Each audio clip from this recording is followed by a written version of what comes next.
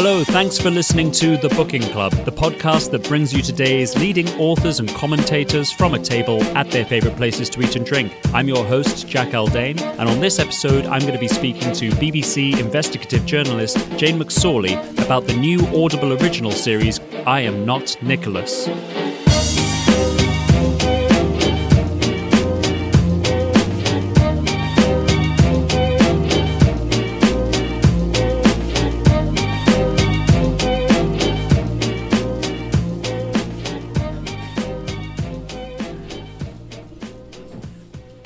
There are moments, I'm sure, each of us can recall from the lockdown months of the pandemic where walking the dog, say, or on your own, you had a particular thought that struck you about how the world was changing and what was coming down the pike.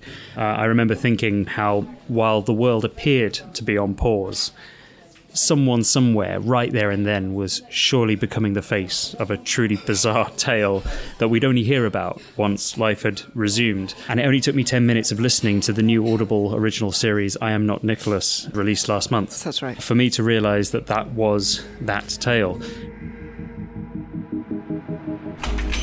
I wanted to ask if you knew the American man that lived here. I was seeing this as months and months of work. Hello, my name is Jane MacSorley. Do you have just a few minutes now?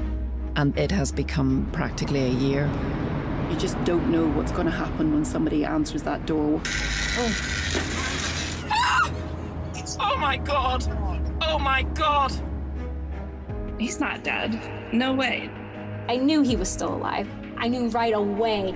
It was very strange. It was very strange. He would lock me in the upstairs bathroom. All I had was the running water. He has never hurt me, never touched me. He doesn't abuse me. A case of mistaken identity? I mean, what on earth is going on? It really is an unfortunate situation. I cannot get my head around the magnitude of this. It is beginning to become a storm. And the woman who tells it, who pieced it all together from scratch, is sat opposite me here at La Trompette in Chiswick to talk about it. Jane MacSorley. Jane, how are you? I'm very well. I'm very happy to be in La Trompette again after so many years. Tell us why. Why? Well, when we moved to Edinburgh, it was from Chiswick, and that was in 2008. And we were really happy in Chiswick, but there was an opportunity that came up for my husband work-wise. I was working in the BBC, which is just a cycle away in White City from Chiswick. And yeah, so we made the move in 2008, and I was very sad to leave London. But I love Edinburgh, and I sort of always wanted at one stage to live in Edinburgh, and it sort of happened by accident rather than design. But La Trompette was just around the corner from where we lived on Dukes Avenue in Chiswick, and we would come here not regularly. It's a very special restaurant, and it's really haute cuisine French restaurant, and we came here the odd time during the time we lived around the corner in Chiswick, and I loved it. And you're originally from Ireland, is that right? I'm from Belfast. From Belfast. Yeah.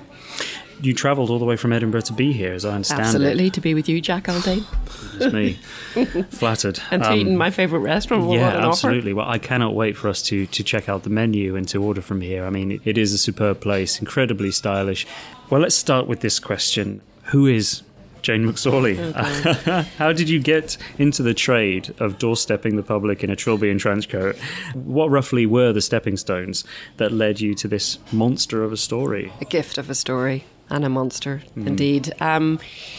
It was December 21, and I just finished, it was an undercover gig actually I had with BBC Northern Ireland. And so in January I had no work. I wasn't too sure when my next sort of project was coming up. I remember it was the 15th of January. It was a Saturday. And every morning, without fail, this is what I do. So whether I'm having breakfast, whether I'm having a cup of tea, I look at the news online. So it's not really, I don't put the radio on, I don't put the telly on, I just sit down in front of my laptop and look at the news online. And it's the BBC I go to. So the national news, I look at BBC Northern Ireland news because that's where I'm from, and I always look at BBC Scotland news. And this story wasn't the lead story. It was a wee bit further down the BBC Scotland News web page, and the headline was this: American man who faked death found alive in Glasgow. And I was like, wow. So I looked at this article. It posed more questions than there were answers for. But anyway, the story gripped me, and it went into detail about how this man, who called himself Arthur Knight, was arrested in a COVID ward in the Queen Elizabeth University Hospital in Glasgow. The authorities were saying that he was Nicholas Rossi, an American fugitive, who was a convicted sex offender on the sex offenders registry. He had multiple aliases, and he was on the run. He was wanted for a rape in Utah. But he was saying he was Arthur Knight from Ireland, and he was not this man called Nicholas Rossi that the authorities said he was. So it was like, wow, it was a total gift of a story. So what did you do next? I just was very excited by it. I mean, you read about these stories, potentially, maybe they're in Europe or maybe in America, but this was unbelievable because it was on my doorstep. It was down the road. I mean, I'm in Edinburgh, but he was in Glasgow. It's 50 miles down the road. So I thought, I am working on this. And I did contact BBC Scotland that day. It was a Saturday. By the end of Monday, they hadn't come back, but I thought, I'm doing this anyway. Were you worried at all that somebody might have gotten in before you? Yes, I was actually. I was. And when I emailed the person in BBC Scotland, I thought, well, maybe you're onto this already, but it had just come out in the news. So, but you just never know. So then I just found out when Nicholas Rossi / Arthur Knight was appearing in court, which was just a handful of days after this article on BBC News. And I turned up at the court, and then I found out where he lived. And I then started doing what I loved doing. I started door knocking and, just getting to speak to the people who knew him, his neighbours, the landlord, the man that owned the pub round the corner.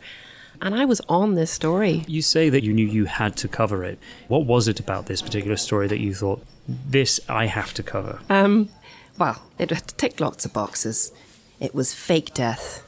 It was multiple aliases. It was man on the run, fugitive, in Glasgow, turning up alive in a COVID ward. I mean, what more else is there that it was on my doorstep. Yes. And it was very fortuitous as well for me at the time because I wasn't working. If I'd been involved in a project, I wouldn't have been able to immerse myself in this story the moment I read it. You mentioned a couple of times throughout the series that you love knocking on doors. You loved doorstepping, standing, it seems, on the threshold of new, potentially groundbreaking information. Is that your favourite bit of the job, would you say? And if so, why? It's one of my favourite bits of the job. I mean, it's tricky. Nobody likes a cold call. Even when somebody rings my doorbell or whatever, you're thinking, who is this? But I see it as a challenge, so I was standing there. I had to say, my name's Jane, I'm a journalist. And I thought, God, as soon as they hear journalist, they'll probably just want to close the door. Some people might. I had a BBC ID that I showed them. So, it was like bona fide. And I just, I knocked on everybody's door in the building where Arthur / Nicholas lived. And you ended up speaking to his landlord. And that's did. Where we start in the series, at least. Yeah. That's your first doorstep. And you eventually get in touch with and are able to meet Arthur Knight.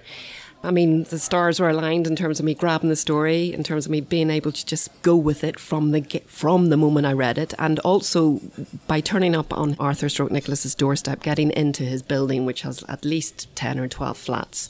And then I hung around outside quite a lot, sort of speaking to people up and down the street, because there had been a lot of police activity a few days before whenever he was arrested because he hadn't turned up for a hearing, and the police had turned up at this flat in Woodlands in Glasgow at night time, and it took them a long time to get him out of his home. So there was a lot of police activity then, and everybody on the street knew about it really. But whenever I was just sort of waiting, I saw a man, and I didn't know if he lived there. I didn't know anything about him, but I turned around and I said, are you going into this building? And he said, yes. And I don't know why. I said, are you going in to see Arthur and Miranda?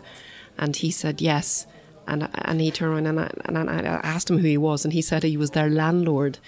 And I was like, wow, this is fantastic. Of all the moments, for a landlord to turn up, it was when I was there, So he said that he thought he understood Arthur Knight more than Arthur understood himself, which was quite intriguing just to hear that. I didn't ask him why, which I regretted afterwards, but he was very reluctant to give me his telephone number. I mean, he really did not want to give it to me because he might have thought I would have been hounding him, which I didn't intend to do. But he did eventually succumb and passed on his number to me. And then I thanked him a couple of days later, and I don't think he responded, but he was my way in to Arthur / Nicholas, because I found out 2 or 3 weeks after that Arthur / Nicholas was speaking to some members of the press, particularly in America. So I thought, this is it, I have to try and get speaking to him myself. So I contacted Mr. Sood, his landlord, and asked him to pass on a message to Arthur / Nicholas, and he did, because I got a call like 3 days later from Miranda, his wife, and that was some call because they asked me around for dinner. And it was during that meeting, really, that you kind of got sucked into their world. Yes. And the doubts that were in your head, I know for a fact were in mine, will be in anybody's who listens to this. What can we say about that meeting, about your first impressions? Yeah, I was nervous. I was excited too, because I knew this was a great opportunity, and this was me getting in with him and his wife, Arthur and Miranda. And given he was Irish, supposedly, I had been in Belfast at the time whenever I got the call, whenever Miranda called me with Arthur saying, come round for dinner. And I had turned around and I said, listen, I'm in Ireland, what can I bring over from you that you like? And I felt that was another wee in that I could have with him. And he told me, he said, Barry's tea bags and Tayto smoky bacon crisps. Now, you can get Tayto crisps in the Sainsbury's supermarket where I live in Edinburgh, because there's an Irish section. You can get Barry's tea bags, but I wasn't prepared to tell him that. So anyway, I went off and bought my Barry's tea bags, bought my crisps, and anyway, a few days later I was back home in Edinburgh. And I drove to Glasgow, and I was very nervous because I didn't know who I was going in to see. I was 99% sure this was this dangerous convicted sex offender with a very violent past. But then I thought, he's fighting this tooth and nail. He's saying he's not this man. And I thought, well, maybe they've got it wrong, but I don't think so. He was wheelchair bound with an oxygen mask at this time. So you weren't necessarily 98% sure that you were in danger, or is that what you are saying?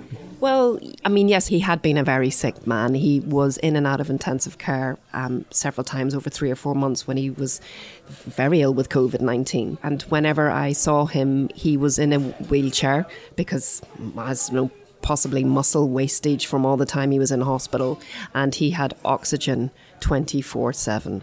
So he had this mask with the oxygen tank right beside him going in, so there was the constant hissing. Now, I thought, well, he's obviously probably not capable of maybe running after me or subjecting me to anything, because he's not a well man, physically he's not fit. But, there's always a wee bit of doubt. You think maybe he's putting it on. And then I thought, well, maybe the wife's not going to be there. Maybe she's going to pop out for milk. Right. So, I thought with the wife there, I'll be okay, but you just never know. Maybe she'll be in another... You just never know. But I thought, I explained to my bosses, and they said, listen, we're going to have to take precautions. I had a security man. I had backup outside in the car waiting for me. We'd gone over a wee sort of comms plan of how I had to alert them. I had a wee panic button in a necklace. And I felt sort of better, and it was the right thing of the BBC to do. I thought it was a wee bit overkill, but it was the right thing of BBC Studios to do. So I went in, and it was 7 p.m. they asked me for, and they were very welcoming. Arthur was dressed in a 3-piece suit and a bow tie. He was like very well turned out, and I thought, why? And in his wheelchair, and the dinner was cooking. And they were so nice, warm, engaging, friendly. What was it I had for dinner? It was champagne chicken. Mm. And they offered me a glass of champagne. And I was like, what? That I found that a wee bit odd. Mm. And then Miranda said, this is the champagne we had when we got married, which was in 2020. And I was like, why champagne? Maybe wine. But I felt very welcomed, really, by the two of them. And you left convinced that you were speaking that night to Arthur Knight. Oh my goodness. He described his upbringing to you in Ireland and painted a very quaint picture. Fruit markets on Moore Street and old ladies screaming and strangers talking on street corners. Not the kind of memories that you'd think a millennial child would have of a modern high street. Well, the Irish sort of backstory came at the next visit, which was full of holes. But this time we didn't go there. It was more about how he was arrested, the shock. Right. It was more about his ill health. It was a very normal chat. He was recording, which I found odd. There was an element of performance to the whole thing, wasn't there? Yeah, there was. So he, the costume and totally, the champagne. The champagne. Made it all seem very glamorous. Yeah, the three-piece suit, the bow tie, the champagne chicken, and, him with his Zoom recorder and his mics and his mic stands and his headphones, and I was doing the same, but I was the journalist and he was the interviewee, but, it was like the tables were sort of turned, and I couldn't quite get that, but I had to accept that. And there was a point when I knew I had to ask him to pull up his sleeves, which was one of the ways in which he was identified in the hospital in Glasgow, because he has very distinctive tattoos on both his arms. Right. So that was, and for me, whenever I turn on and asked him, I realised this was going to be a moment of, well, my God, it was some moment when I did ask him to pull up. I didn't actually think he'd do it, because he had been interviewed on BBC Scotland not that long before. Whenever the reporter had asked him to pull back his sleeves, again, he was in a three-piece suit, the bow tie and the wheelchair, and he refused. He said, I'm too tired. So then when it came to me sitting in front of him, sitting in the wheelchair, I was in an armchair, and we'd had dinner at this stage, and I said, will you pull back your sleeves? And he said yes. There are no tattoos. Now, hang on a second. What's that little mark there? That is a burn from being in hospital. So you've rolled up both your sleeves up until just below your elbow, and it is as clear as day to me, sitting in front of you, that there are no tattoos on your arms from just below your elbow to your wrist on both arms. And that there's no evidence at all that there were tattoos there in terms of serious scarring that would appear whenever a tattoo is removed. What he'd also done, he'd thought about this. He had a massive TV screen that was on his wall. So he'd got up on that screen just before he pulled back his sleeves. The close-up shots of Nicholas Rossi's arms, tattooed arms. So you could see clearly the tattoos. On the left arm, it was the whole way down from the shoulder to the wrist. And on the right arm, it was just to his elbow. So I looked at the images on the screen, and then he pulled his sleeves back to his elbows, his jacket and his shirt. No tattoos. And it was the left forearm that was the one in question, because the right, there wasn't any. It was just the upper arm. Right. The left forearm, no tattoos, no scarring. And I just thought, oh my God, surely that, well, if that's how they identified him, that's, but there's no tattoos, and there was no scarring. There was nothing that would hint at, that he got them removed, nothing like that. And that was an unbelievable moment for me, because I thought, oh my God, I actually think this is this Irishman, Arthur Knight, this random Irishman caught up in this terrible case of mistaken identity, and that the authorities had got it wrong. Let's leave it there for now and have a look at the menu. Okay. I will go with the Iberico pork cheek, please. Okay, I'm going to have the pumpkin and sweet potato empanada and the roasted cod. Thank you. All right. What is the backstory to Nicholas Rossi? Yeah, so we looked into Nicholas Rossi, and Nicholas Rossi, he was from Providence in Rhode Island, born in 1987, and he had a very dysfunctional upbringing. His mum and dad split from a very early age. He was one of three. It was far from a stable, loving household that he was brought up in. And there were real issues. And his mother remarried, and the stepfather and him certainly didn't see eye to eye. They didn't get on. And in the end, it came to a point where they just couldn't cope. Either Nicholas couldn't cope with them or they couldn't cope with Nicholas. But he was then in foster homes around Rhode Island, and that's where he said he was abused. And then, it seems from what we have found out that he was possibly an abuser as well. So I actually don't doubt that he was abused. I think he most likely was. In the early years, he was a page in the State House in Providence in Rhode Island, which is like a a gopher really, but he was this as a teenager. They were very coveted positions. That's right. So, Nicholas Rossi's experience had led him to campaign to reform foster care homes, and you can already see the performance artist in him coming out. He was well known in the political circles in Rhode Island. He was known, but I also think the man that he is, that he was most likely the perpetrator of abuse as well. He was in and out of trouble with the law. He has a very checkered past, and it all sort of went very pear-shaped for him in 2008 whenever he was convicted of a sexual assault of a woman that he'd met on MySpace. And they met, with other people in the canteen at lunchtime. And then when he walked her to her class down in the basement, he seriously sexually assaulted her in the stairwell. He was convicted of that. He didn't serve any time, remarkably, but he then actually went after the victim, and he tried to sue her for defamation, which he lost. But, he was just, he said that it destroyed his reputation because he was on the sex offenders registry, which he's still on until the end of 23. And he went after her, so it wasn't bad enough to sexually assault her and seriously sexually assault her on the stairwell in the college in Ohio. But he then went after her for defamation once he was convicted, So, it was just, you couldn't make it up, really. Then he was, he was wanted for a rape. He's now got 2 charges of rape hanging over him in Utah. And, there's a potential, there's rape allegation from here in England, in Essex from 2017.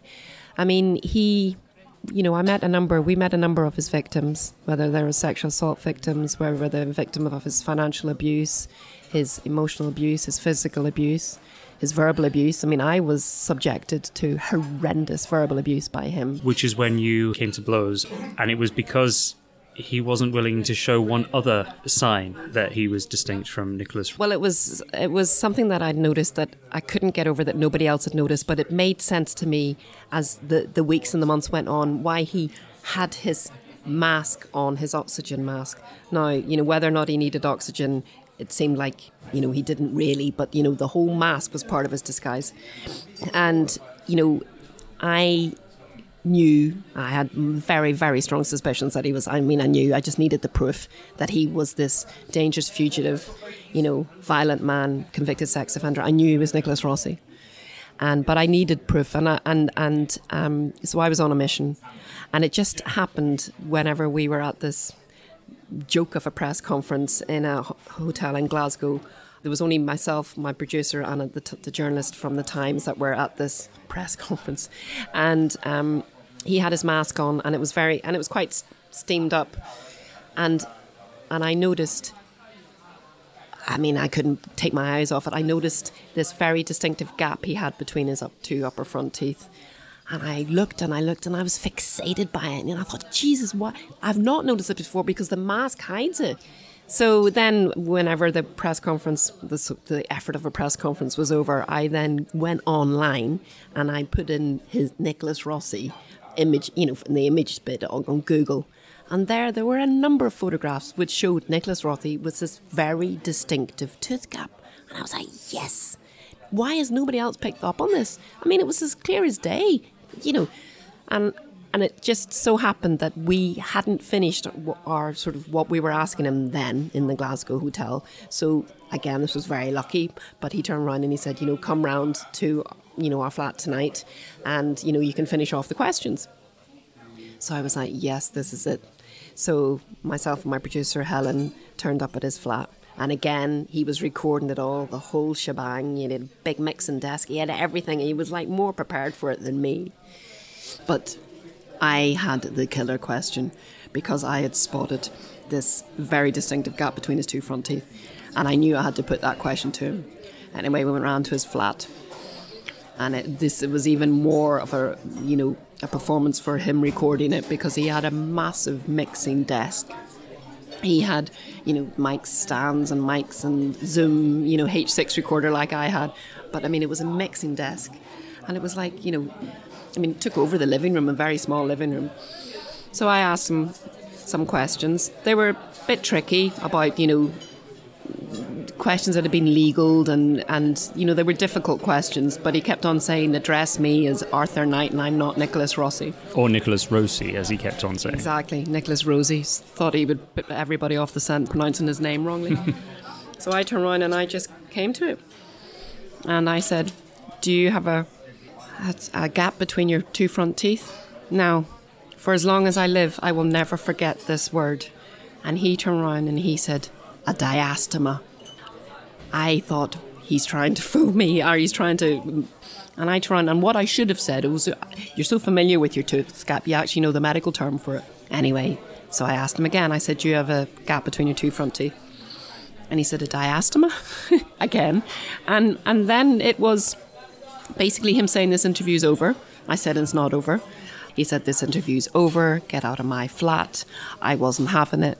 I kept on saying, take your mask off, take your mask off. So I can see it. You're not getting the programme this way, Jane. Take your mask off. So you deny you don't have a space between your two upper front teeth? My diastema is not as large as you have a gap diastema between your two upper front teeth, but yet you won't take your mask off to Why show your lawyer and to show the producer. He's seen my face. Take your mask off. He's seen my face. Take your mask You've off. seen my face. Yes, I know. You've been a guest in my home multiple times. You promised us respect, dignity.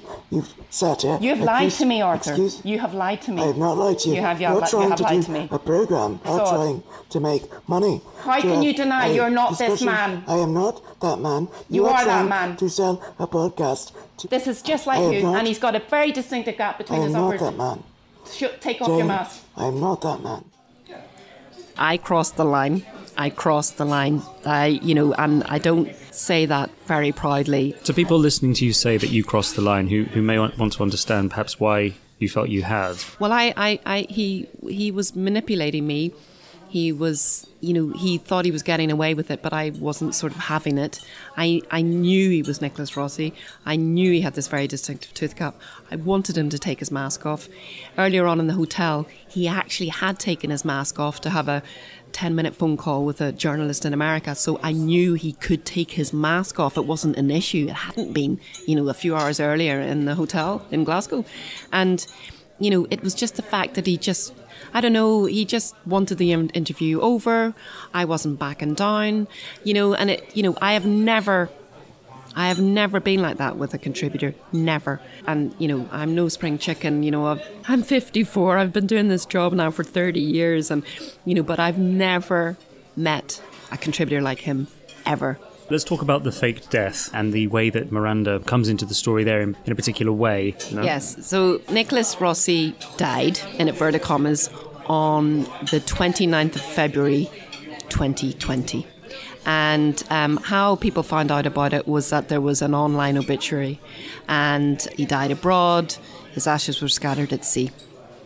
Now, then there comes into play the grieving widow, Louise Alaverdian, which was another surname for Rossi. So his grieving widow, Louise. And she starts calling local politicians because, she wanted there to be proclamations in the State House, because he was a known campaigner and, people thought he was a good guy that, wore his heart on his sleeve and wanted to, call for big change and reforms in the child welfare system, which he had been part of, which he said was a horrendous abuse that he suffered there. So she was on a mission. Now, the problem with Nicholas Rossi was, because he's a narcissist, he loves the attention. Now, if he'd just faked his death and gone away, do you know what I mean? But the fact of the matter was, he wanted everybody to talk about him being dead. He just loves the attention. He's an attention seeker. He's a complete narcissist. So even being dead, he wanted people to talk about him. And that was his downfall. I strongly believe that was one of his downfalls anyway. So he wanted big memorial services. He wanted incredible eulogies. The priest that the grieving widow Louise spoke to, she talked about these, orchestral pieces that she wanted played, in this church in Greenwich and in Rhode Island, and she, and the various obituaries that she wanted written. I mean, the Boston Globe. I mean, she, the grieving widow Louise, was going for it. But if he wanted to escape and evade justice, he should have just died. quietly. Do you know what I mean? And that's it. Yeah, previously he'd written an ebook with the title, I can't remember what it was it Ignoble Inferno, which was an account of his life as a child of a broken home, abused. I mean, the Boston Globe journalist talks to you about the fact that this is a clear case of somebody who is addicted to fame, as he put it. So, Louise, the grieving widow. The grieving widow had called priests, journalists, politicians in Rhode Island, and everybody thought it was Nicholas Rossi with a voice-changing app. Now, any journalist worth their salt needed to get some audio of Louise, the grieving widow, ringing the priests, ringing the politicians, ringing the journalists. And we got it, and it was unbelievable. I was driving at the time whenever my producer was in the passenger seat, and I was like, play it. This is absolutely groundbreaking. That voice of Louise, who was the wife of Nicholas Alaverdian, is Miranda. Oh my God. I mean, I really actually thought at one point she was, and then I thought she wasn't. And we've been asking all these people, and they thought it was a voice disguising machine. And, you know, it was Nick. It's Miranda. An absolutely brain-shattering, car window-shattering moment, isn't it? I mean, the sound that you make. It's clearly Miranda. It's clearly Miranda. Yes, it is. And I just couldn't believe it. And I sounded a wee bit unhinged, I think, when I heard it for the first time, because I'd actually even asked Miranda. So it was, you know, around the time of the Tooth Gap confrontation. That's right, yeah. I had the opportunity because Nicholas said, why, if I'm such a wife beater, wife abuser, horrendous man, why is my wife with me? And he said, why? I said, well, maybe I should ask her. So I did turn around and ask Miranda. Well, and she said she loved him and he wasn't an abuser, a woman, he wasn't this and he wasn't that. And it just came to me then, and this was before we got the audio of Louise. And I turned and I said, your middle name is Louisa. I said, the grieving widow of Nicholas is called Louise. I said, you know, she said to have an English accent. I said, it just wouldn't happen to be you that was making those phone calls. Now, she must have realised, God knows when I look back, but she said, no, that's laughable. I don't think I'm alone here in saying that the real mystery figure of the series, the real enigma, is Miranda Knight, after Absolutely. all, isn't it? Nicholas's wife. Do you feel like you got to know her at all in the time that you spent covering this story? I don't think I know Miranda at all. And, you know, I was just hoping, you know, but I mean, I was just hoping that maybe she would just want to speak and say, this is why I did it, this is what happened, this is, you know, why I felt I had to do it, or this is why, I mean, just, I wanted to know why. I wanted to know why. I wanted to speak to her, interview her. I wanted her to tell me the whole reason why she stood with him, why she helped him fake his death, and why she is basically has been helping him evade justice. You know, be a man that he's not. Be a random Irishman. You know, Arthur Knight caught up in this terrible case of mistaken identity. I mean, I remember early on, the very first time I met her, whenever he was arrested in the hospital, whenever she talks about the shock that she was hearing these allegations that were being put to him of rape, of Utah. But I mean, she knew that moment, she knew when he was arrested in hospital that this was most likely the beginning of the end for them. And her cover, whether, you know, was potentially going to be blown. No, it's beyond me, and that is a mystery that has still to be unpacked. And sadly, I won't be doing that because Miranda is just, you know, I see her in court now. I saw her a couple of weeks ago. She either blanks me or she gives me a death stare. So where are we now in the story? Bring us up to date. So basically where we're at, so the podcast came out on the 9th of February, so a good month or so later. On the 6th of March, there was to be Nicholas Rossi's full extradition hearing. There was a week set aside. We all turn up, and all the journalists, and we're all waiting for him to come in because he's in a wheelchair. He comes in the front because he's in a wheelchair, and that's the only access through the front of the courthouse. He's usually there in good time, you know, coming in from the prison in Edinburgh, from HMP Edinburgh to the Edinburgh Sheriff's Court. And it was coming up to the time, it was coming up to 10 o'clock, no sign of Nicholas Rossi. And lo and behold, he didn't turn up. And you know why? Nicholas Rossi refused to get in the prison vehicle. He refused to get in the prison van to take him from HMP Edinburgh to the Sheriff's Court in Edinburgh. And, you know, the Sheriff Norman McFadden, was clearly not happy at all. Nicholas Rossi's counsel was asking for more time. It's his 8th legal team. He's either fired his legal team, his previous legal teams, or else, you know, they've walked away because they found him profoundly difficult. So he's on his 8th legal team over a year, and they've been trying to play catch up. And they need to get prison reports from the prisons, you know, from how the prisons are in Utah. They have to get medical reports, and all of this take time from various experts. So basically they weren't ready anyway, but it didn't help at all that Rossi didn't show. So Sheriff MacFadden turned around and said, come what may, on the 26th of June, it's a Monday, so that week of the 26th of June, he said the full extradition hearing is going to happen, whether Rossi has legal representation or not, or whether he turns up or not. So those will be interesting times. I mean, it's you know, it's yet more time that we're waiting here, but so come the 26th of June, let's see what's going to happen. He's stringing everybody along still, you know.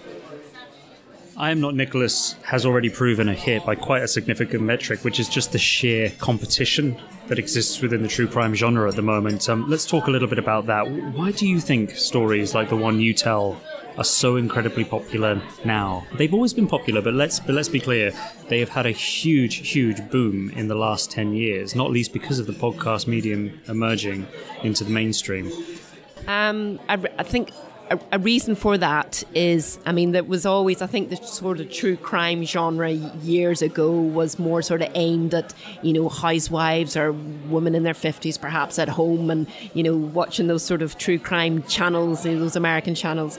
But I think now we're in a whole new era of true crime, and I think it's down to streamers. I think the streamers have nailed it in terms of very, very high production values and unbelievable stories like Stranger Than Fiction, you know, and the podcast world has got in on that. You know, I think there's just, because they're done so very well now, whether it be, you know, streaming with you know, on Netflix with The Staircase, Tinder Swindler, I mean, just recently now, the Murdoch Murders, you know, I mean, I can't wait myself to start watching these true crimes because I'm grabbed by them. And I just think we all love a good story. There's not anybody on this planet that doesn't like a good story. But when that good story is true, it's just like, yes, you know, it's the suspense, it's the intrigue, it's the shock, it's, you know, it's all of that, it's the disbelief, and it's real. Do these sorts of stories serve an important function in society beyond the entertainment factors that you mentioned, the intrigue, the suspense, the morbid fascination? I mean, I know it has been said that, especially for women, the true crime genre helps spread information about male abuse, about violence, personality disorders, that true crime actually can be quite instructive in that sense. I think the whole true crime genre, particularly with podcast serials, I think are a vehicle for everybody, not just women, to understand what makes somebody do such evil and devious things. I mean, you know, we're subjected to perpetrators of serious crime all the time, you know, particularly in the news. So you get, you know, a news report of maybe 3.5 minutes of, you know, somebody who, you know, murdered a family, or somebody that, you know, went into, you know, a mosque. And then the news report's over, and then you go on to another news report, and it might be politics, it might be something. But that's it. So you've only given sort of like 3 or maybe 2.5 minute, 3 minute report on telly, and that's it. And, you know, trying to sort of get your head round what it is that made that person do that. I mean, you just can't.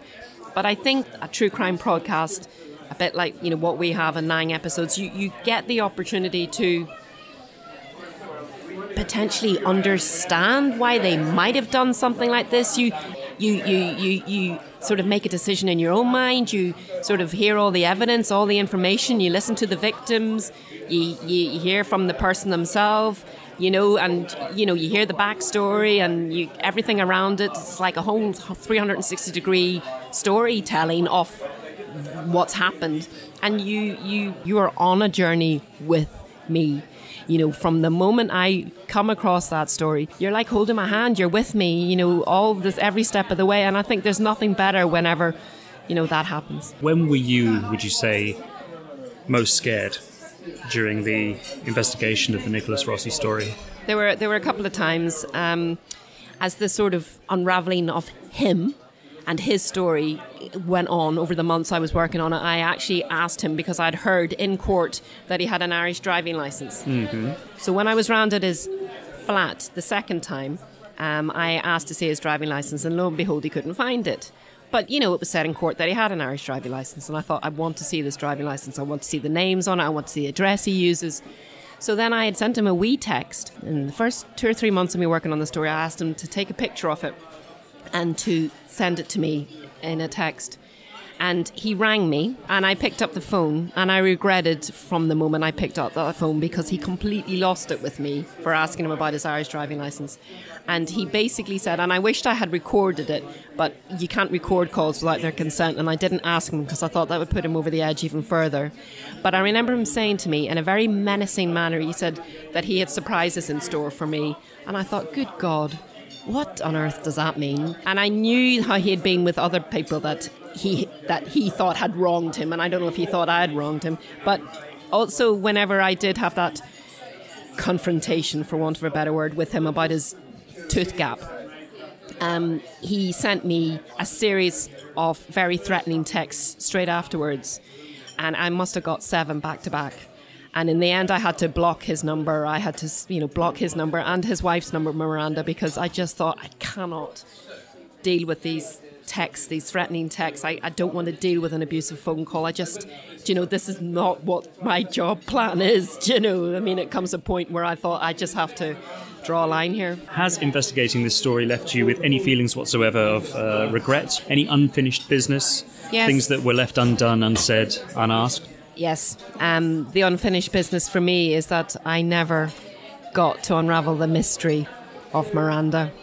But to be honest, if I hadn't had that scoop, that big reveal, then the podcast wouldn't have been as exciting and successful as it's been. So get onto Audible, download it, listen to it now. Jane MacSorley, thank you. You're very welcome. It's been a pleasure.